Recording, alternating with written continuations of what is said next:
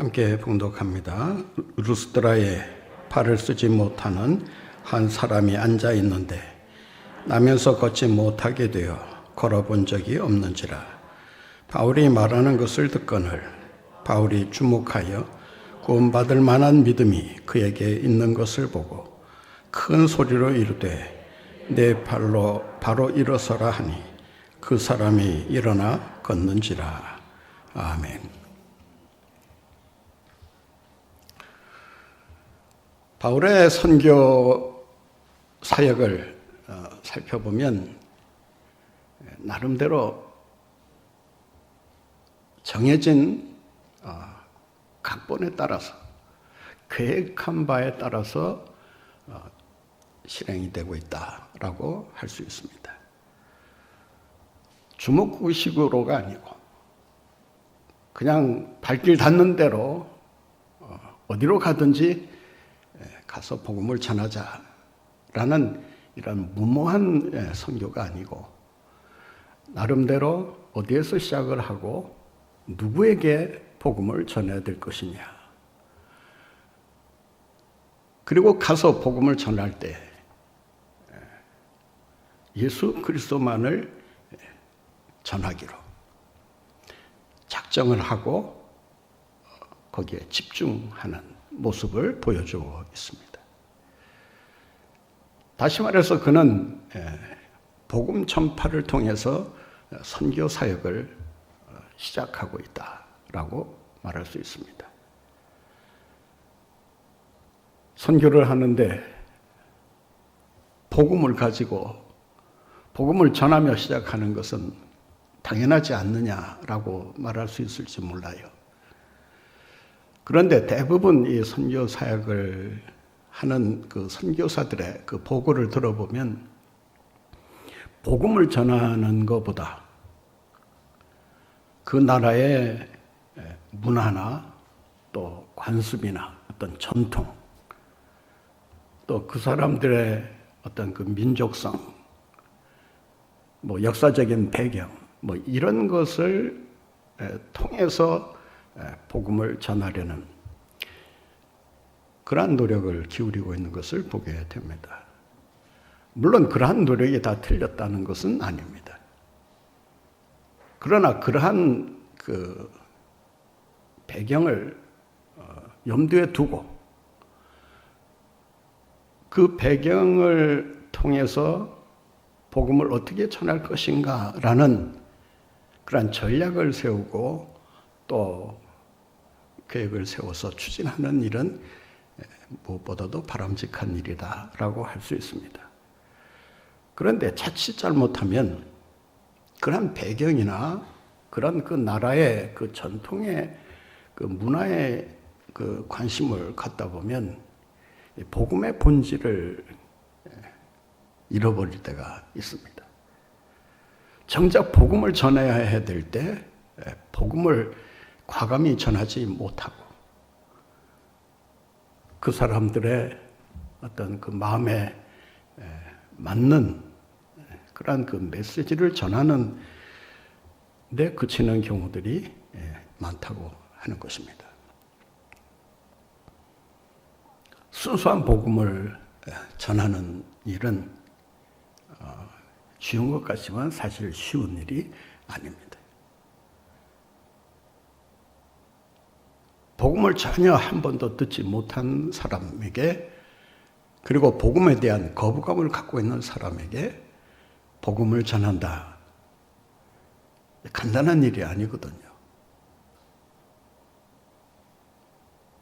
그런 식으로 복음을 전했다가는 자기에게 어떤 손해가 돌아올 수 있고 또 사람들의 반감을 사서 그 지역에 머물지 못하게 되는 이런 상황이 발생할 수 있다라고 하는 것입니다. 그런데 바울은 어디를 가든지 누구를 만나든지 항상 이 복음을 전하는 일에 최선을 다했음을 알 수가 있습니다. 7절 말씀에도 보면 거기에 가서도 복음을 전했다라고 말합니다. 13장에 들어와 보면 바울이 복음을 전하는 가운데 두 가지 반응이 일어나고 있는 것을 볼 수가 있습니다. 하나는 복음을 듣고 기뻐하고 그 복음을 환영하고 그리고 복음을 믿고 그리고 복음을 통해서 믿음을 얻게 되고 그래서 사도의 제자가 되기로 결심하고 따르는 이러한 현상이 일어나고 있는 반면에 복음을 적극적으로 거절하면서 복음에 반항하는 또 적대적인 감정을 가지고 핍박하려는 그런 적대자들이 생겨나고 있는 것을 볼 수가 있습니다. 그러니까 복음은 그 복음을 받아들이는 사람에게 엄청난 효력을 가져다 주지만 반대하는 사람에게는 그 복음이 걸림돌이 되고 또한 방해물이 될 수밖에 없다라고 하는 것입니다.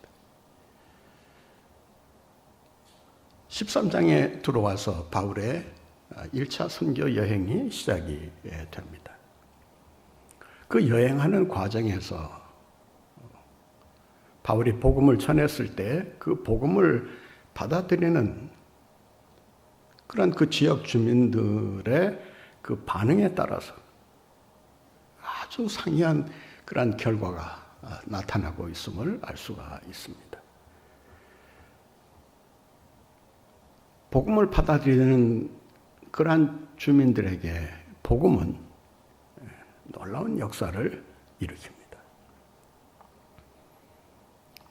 무엇보다도 그들의 생각을 바꾸고 그들의 마음을 변화시키고 그들의 오래된 그 과거의 그 묵은 삶을 벗어던지고 예수 그리스도를 통해서 그들에게 주어지는 하나님의 놀라운 은혜, 새로운 삶, 구원의 삶을 살고자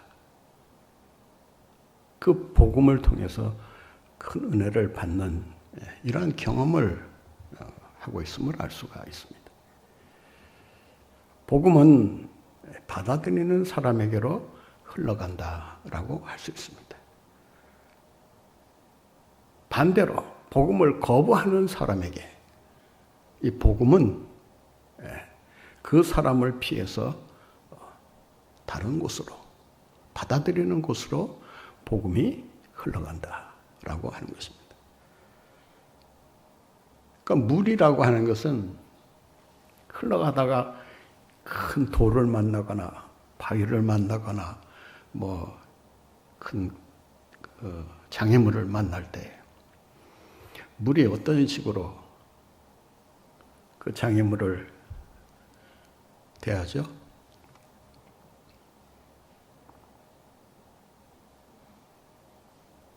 어떤 식으로 장애물을 극복하고 나갑니까?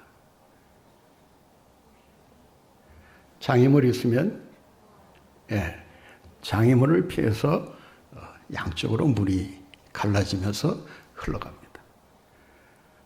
그렇지 않으면 물이 그 장애물을 덮어버리고 뛰어넘고 넘어갑니다. 그러니까 복음도 복음을 거역하는 자들에게는 이 복음이 맞서 싸우는 것이 아니고 그 사람을 피해서 그 복음을 받아들이는 사람에게로 흘러갈 뿐만 아니라 더 나아가서 그 장애물을 뛰어넘어서 새로운 그런 역사를 이루어간다라고 하는 것입니다. 그런 의미에서 복음은 움직이는 것이다 라는 것을 알 수가 있습니다. 그러니까 바울과 선교사 바나바가 핍박을 피해서 이 지역에서 다른 지역으로 옮겨갑니다. 예수님이 그랬던 것처럼 핍박이 있을 때 조용한 곳으로 은신하는 그런 행동을 보여주고 있습니다. 예수님께서도 말씀하셨듯이 복음을 받아들이지 않고 핍박하거든 다른 동네로 피하거나 또 다른 곳으로 가서 복음을 전하라고 말을 합니다. 바울과 바나바도 이 말씀이 가지고 있는 그 말씀의 그 움직임을 누구보다도 예민하게 알고 있었다고 할 수 있습니다. 그래서 그들은 복음을 받아들이는 사람들에게는 한참을 그곳에 머물면서 복음을 전하기도 하고 또 복음을 잘 받아들이는 그런 모습을 보여주면 또 그들이 원하는 대로 계속해서 말씀을 전하는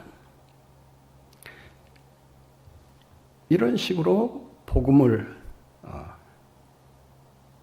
계속 전파해 나가는 것을 볼 수가 있습니다.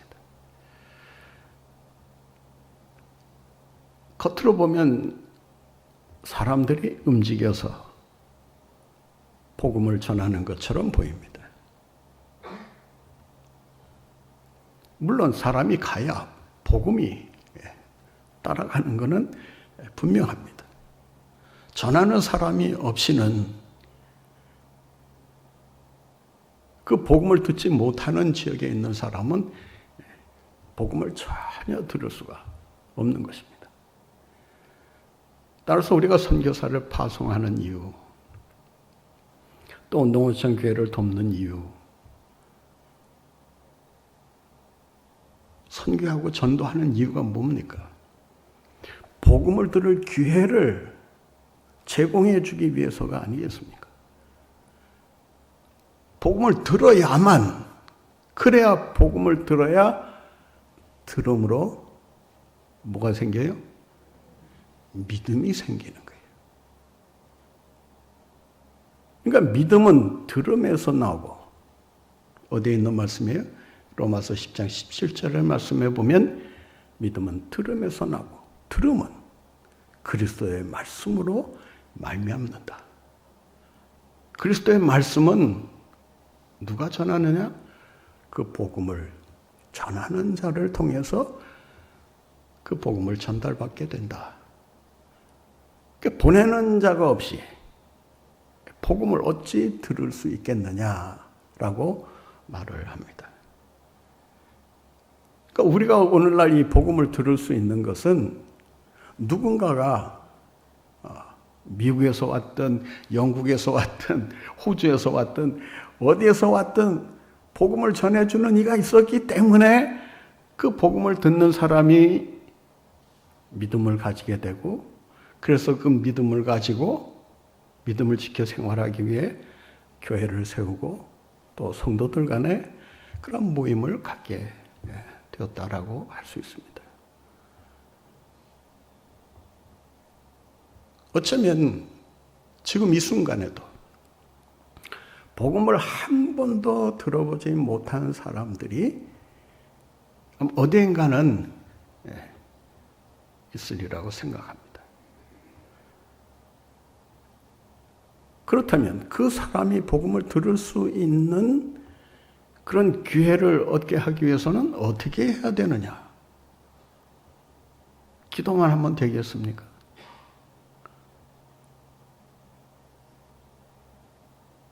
누군가 복음 들고 가서 복음을 전해줘야만 그 복음을 듣고 정말 예수님이 정말 우리의 구원자시구나.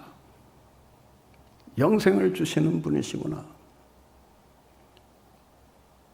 그 구원의 감격을 맛볼 수 있는 거 아니겠습니까? 그러니까 여러분 가족 중에 그 안 믿는 가족으로 인해서 상당히 그 오랫동안 마음고생하면서 참 기도하면서 언젠가는 돌아오겠지 기다리면서 사시는 분들이 아마 많이 계실 겁니다. 그 새 기도 제목을 제가 이렇게 쭉 정리하다 보면 참 우리 시댁 식구들, 우리 친정 식구들, 내가 아는 어느 친구, 누구 그 이름을 아주 빼곡하게 적어서 구원의 소식이 이들에게도 전해질 수 있도록 해주세요. 예수 믿고 구원받는 이러한 기쁨을 누릴 수 있게 해달라고 하는 그런 소원의 기도들이 많이 올라오고 있습니다. 이런 분들에게 어떻게 해야 복음을 전할 수 있느냐? 그들이 구원받은 백성으로 다시금 주님을 믿고 살아도록 하기 위해서는 그들에게 복음을 들을 수 있는 기회를 어떤 방법을 통해서든 마련해 줘야 된다라고 하는 것입니다. 듣지 않으면은 복음이 뭔지를 알 수도 없을 뿐만 아니라 그것이 기쁜 소식인지 흉한 소식인지 슬픈 소식인지 전혀 알 도리가 없는 거예요.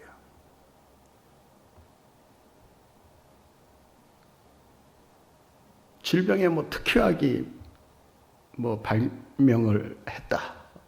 이런 소식이 있을 때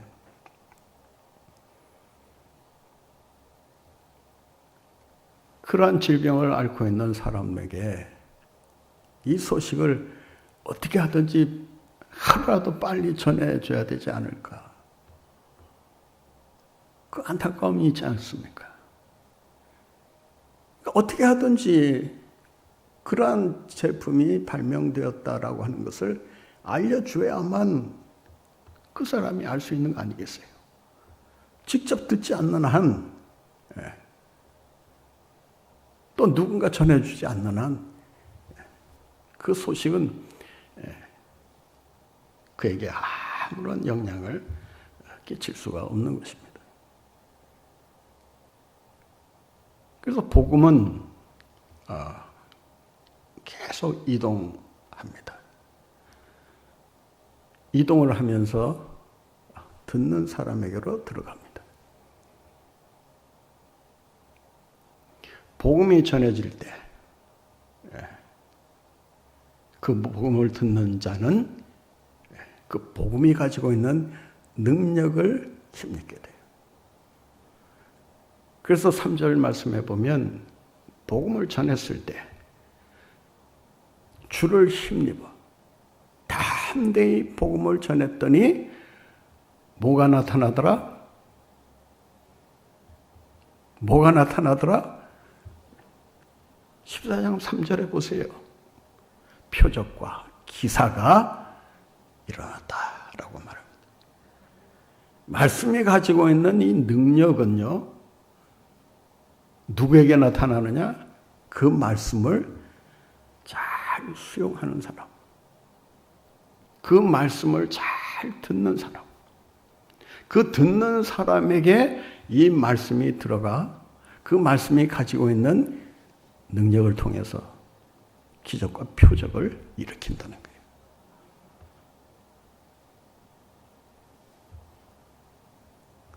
말씀을 전하는 게 먼저입니까? 기적과 이사가 일어나는 게 먼저입니까? 어느 쪽을 더 먼저 원합니까?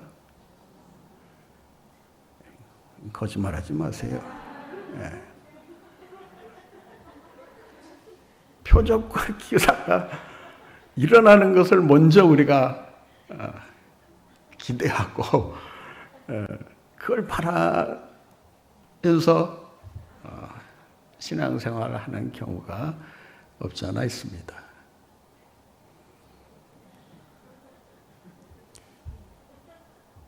중요한 것은요, 표적과 기사는 표적과 기사만을 구한다고 해서 얻어지는 것이 아니다라는 거예요. 대부분 대부분은 아닙니다만은 이런 신비주의에 빠져 있는 분들, 또 이 표적과 이 기적 여기에 집중하시는 분들 보면 말씀은 제쳐놓고 그 능력과 이사만을 체험하기 위해서 뭔가 어떤 신비적인 거에 그냥 빠져서 거기에 목매달고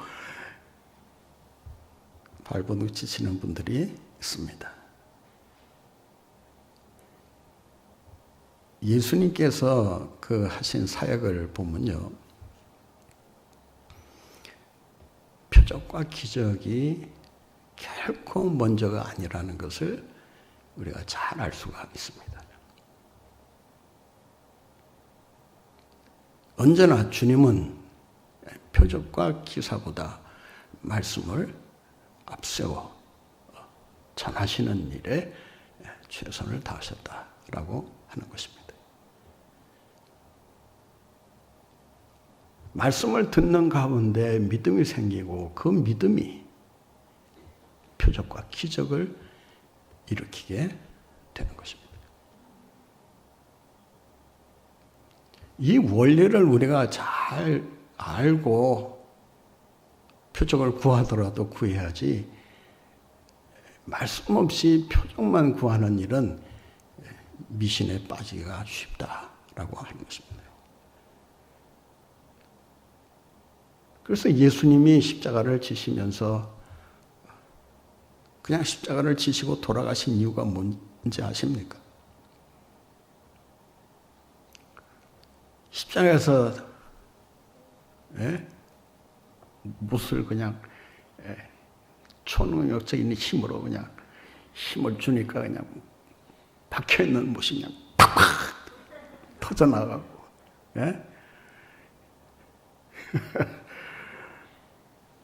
흘리던 피가 그냥 싹 아물면서 그냥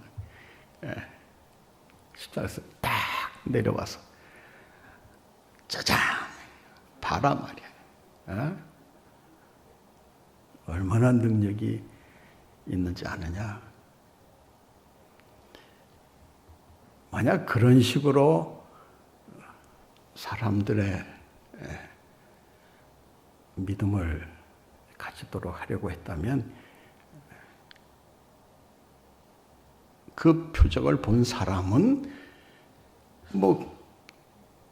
능력이 있구나 믿고 따랐을지 몰라요.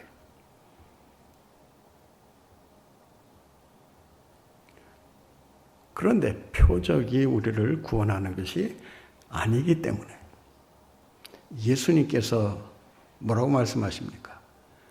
내가 이제라도 하늘에 구하면 12영이나 되는 군사들이 나를 지키러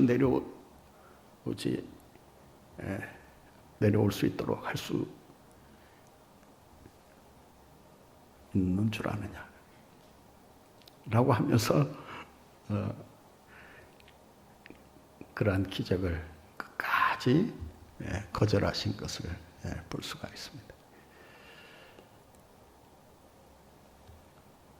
표적으로 구원받는 것이 아니고 믿음으로 구원을 받는데, 그 믿음은 무엇을 통해서 오느냐? 말씀을 통해서 온다라고 하는 것입니다. 구체적으로 말하면 말씀을 듣는 가운데 온다라고 하는 것입니다.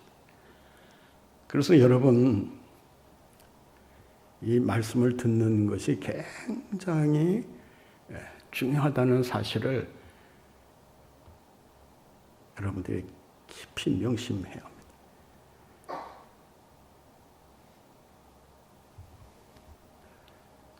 설교가 하나님의 말씀은 아니에요. 하나님의 말씀을 우리가 살아가는 이 삶의 그 현장 속에 그 말씀을 해석해서 잘 알아들을 수 있도록 전하는 것이 이것이 설교예요.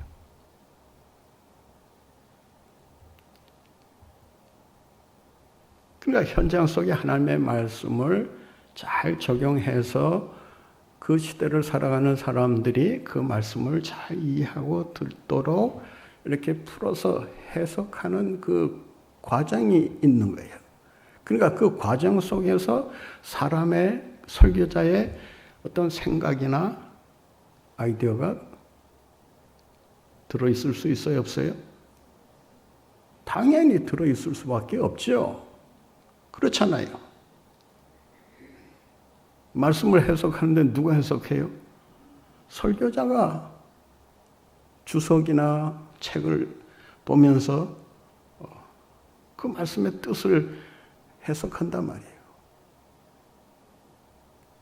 해석한 것을 적용하는 데 있어서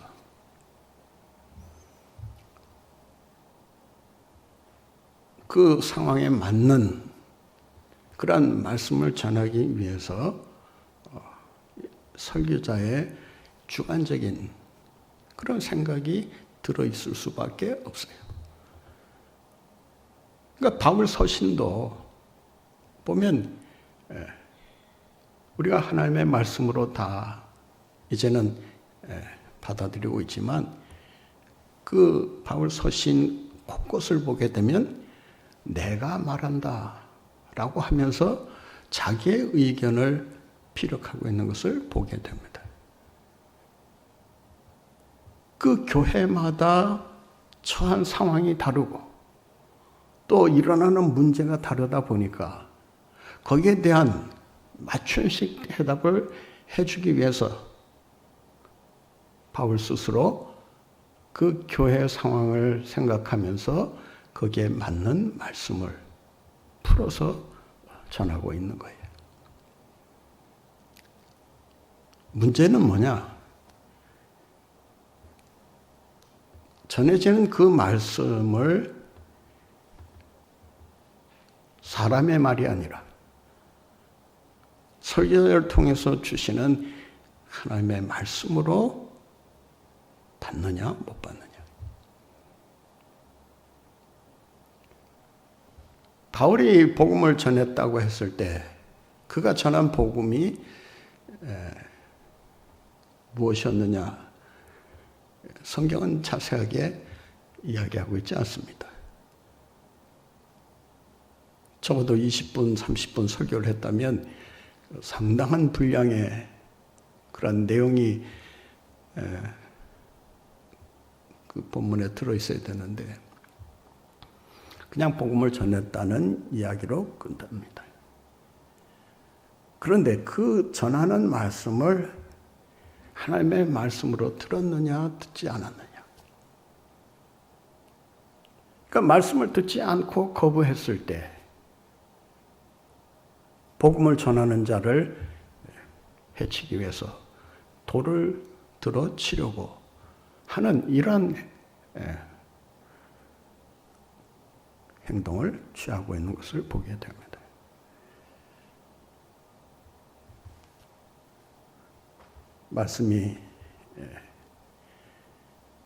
말씀을 듣는 사람에게로 흘러가기 때문에 그래서 이 말씀을 들을 때 집중해서 들어야 합니다.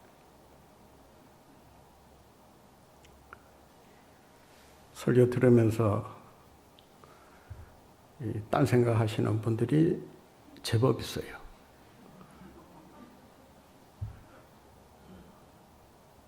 지금도 제 얘기를 들으면서 아이고 집에 두고 개가 밥은 잘 먹나. 요즘은 반려견 때문에 교회 출석 못하는 교인들이 상당하대요. 전 깜짝 놀랐어요. 그래서 어떤 교회는 이 반려견 돌보는 카페가 있어가지고 반려견 선생을 하나 데려다 놓고 반려견 돌보고 주인은 예배 드리고 끝나면 데리고 가고, 참 시대가 하여튼 희한한 시대가 되고 있는데,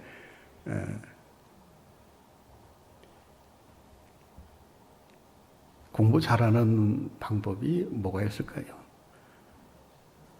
우리 교장 선생님 계시고 한데, 아이들 공부 잘하는 비결이 뭘까요? 역시 공부 잘하시는 분들은 벌써 답이 딱 나와 있어요. 공부 시간에 집중하는 거예요. 선생님 말씀 잘 듣는 거예요. 여러분, 어렸을 때 부모가 하는 말 정말 기가 막힌 진리가 담겨 있어요. 부모 말 잘 들어라. 예? 선생님 말씀 잘 들어라. 정말 훌륭한 자식, 예? 믿음직한 자식은 어떤 자식이냐? 어떤 자식이에요? 예. 자기는 그렇게 살지 못했으면서 아이들은 부모 말 잘 듣는 아이가 되기를 바라는 그 부모의 그 마음이 있는 거예요. 잘 들어야. 그래야 부모에게 효도도 하고 또 공부도 잘하게 되는 거예요.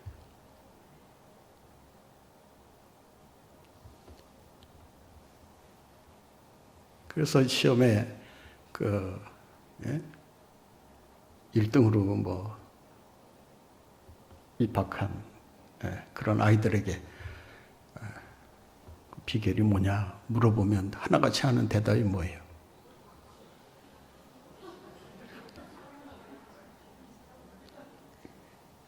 공통적으로 하는 대답 있잖아요. 수업 시간에 선생님 말씀 잘 들은 것밖에 없어요. 여러분, 신앙생활에 정말 성공하려면, 성공이라는 말이 합당치 않을 수도 있는데, 어떻든 성공이라는 것이 있다면 성공하기 위해서는 하나님의 말씀을 잘 들어야 합니다. 그래서 성경에 보면요, 들으라.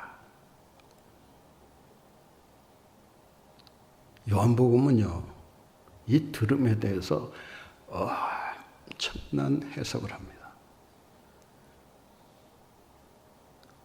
5장 24절에 보면요, 내 말을 듣고 나 보내신 이를 믿는 자는 영생을 얻었고 심판에 이르지 아니하나니 사망에서 생명으로 옮겼느니라. 굉장한 말씀이에요. 굉장한 진리를 담고 있는 말씀인데, 영생을 얻었고 과거 완료예요. 이미 믿는 순간 얻어진 거예요.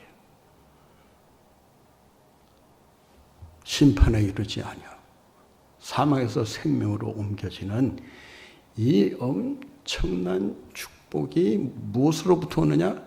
내 말을 듣고 나 보내신 이를 믿는 자는. 그러니까 믿는 자는이라고 했을 때 그 믿는 자의 믿음이 어디서 오느냐? 내 말을 듣고 들어야 하는 거예요. 그 다음 절은요, 정말 우리가 귀담아 들어야 할 놀라운 진리의 말씀이 기록되어 있습니다. 죽은 자들이 살아날 때가 오는데 아들의 음성을 듣는 자는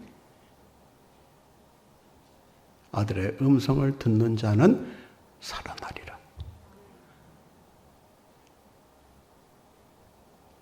여러분, 살아나고 싶습니까?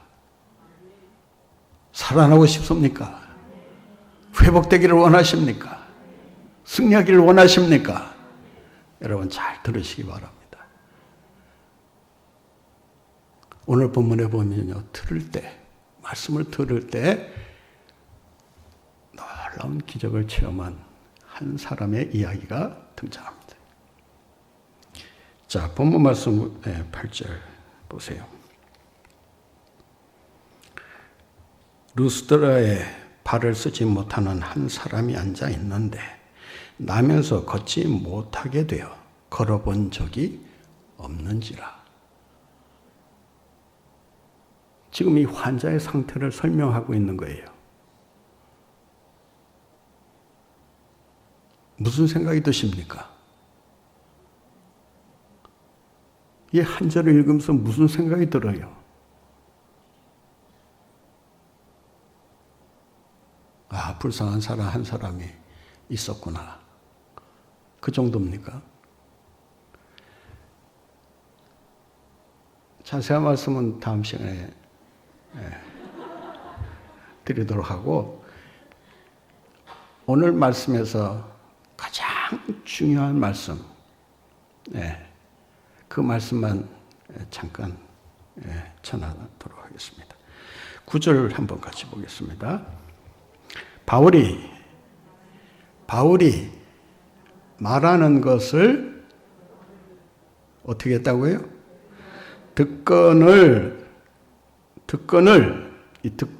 이 미완료형인데, 이 미완료형은 지속적으로 듣고 집중적으로 듣고 그 다음 마음을 다해서 듣는 것을 말합니다.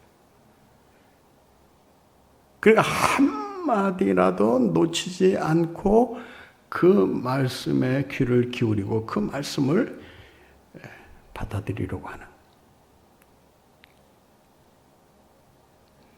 열정적인 자세로 말씀을 듣고 있었다.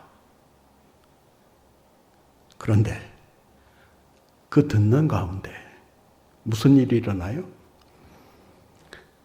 바울이 주목하여. 여러분, 설교자의 시선과 잘 마주치지 않는 사람은 좀 수상한 사람.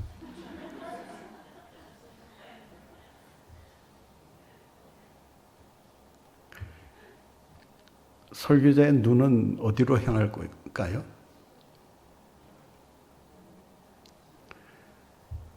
처음에는 조는 사람에게로 항상 향했어요. 그러니까 설교하면서도 힘이 빠지고 그냥 속상하고, 내가 얼마나 못 전하면 저렇게 잠을 주무실까. 뭐 사정이 다 있겠지만, 이 초년 시절에는 그런 게 자꾸 내 눈에 들어와요. 그러니까 뭐 초년 시절에 뭐 설교를 뭐 잘한다고 해봐야 얼마나 잘하겠어요. 예? 여러분, 목사님들에게 너무 큰 기대하지 마세요. 그냥 웬만하면 참 수고하셨다.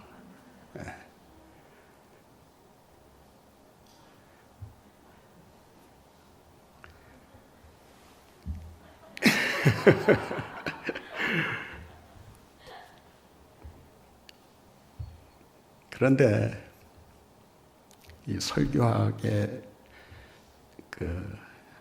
내용 가운데 무슨 얘기가 나오냐 하면, 설교를 잘 하려면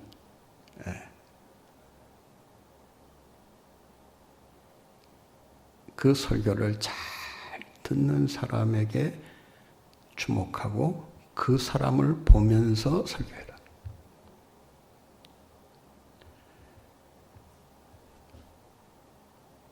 안 보는 것 같지만 다 보입니다.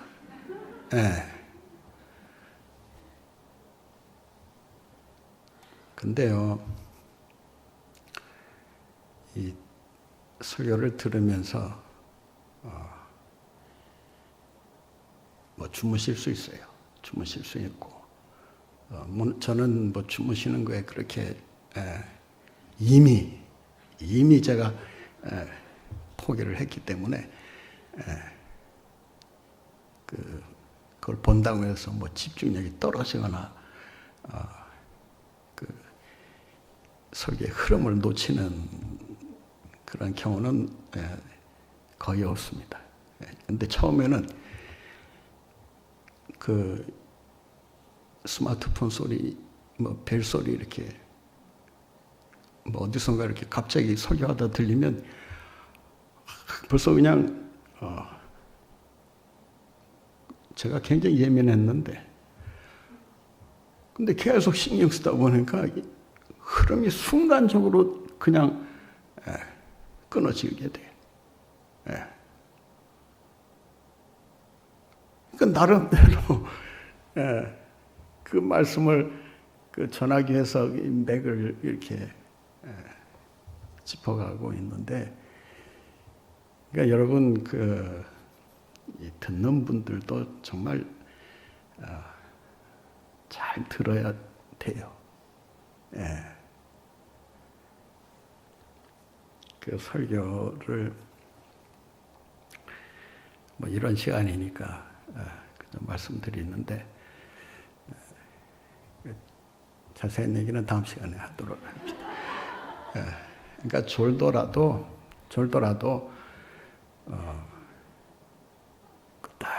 끄떡끄떡하면서 졸아야, 그래야 힘이 나. 졸면서 아니요 이런 식으로 졸면 이건 빵점이야.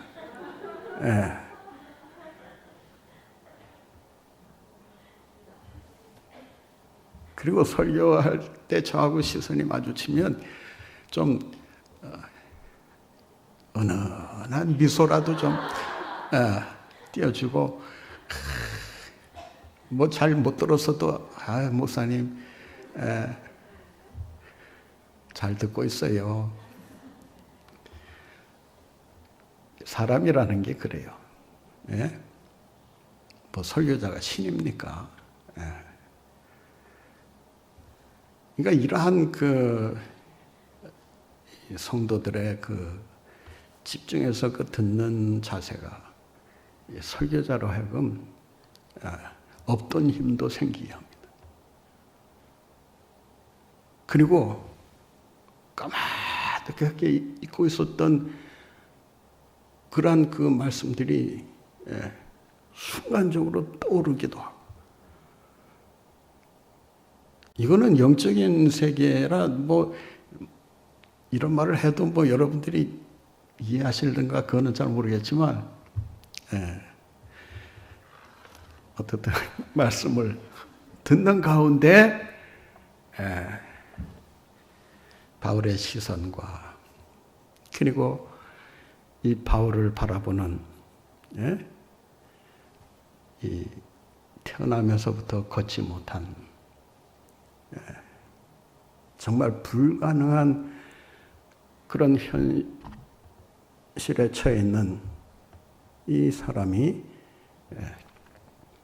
치료를 받고 정상으로 회복되는 놀라운 기적을 체험하게 됩니다. 사랑하는 성도 여러분, 들을 때 역사가 일어나는 줄로 믿습니다. 말씀을 들을 때 그냥 듣지 마시고 그 말씀을 들음으로 믿음을 가지고 반응할 때 그 믿음이 놀라운 기적을 창출해낸다는 것을 기억하시고, 언제나 말씀을 잘 들음으로 신령한 은혜, 신령한 축복 풍성하게 받아 누리시는 여러분들 다 되시기 바랍니다.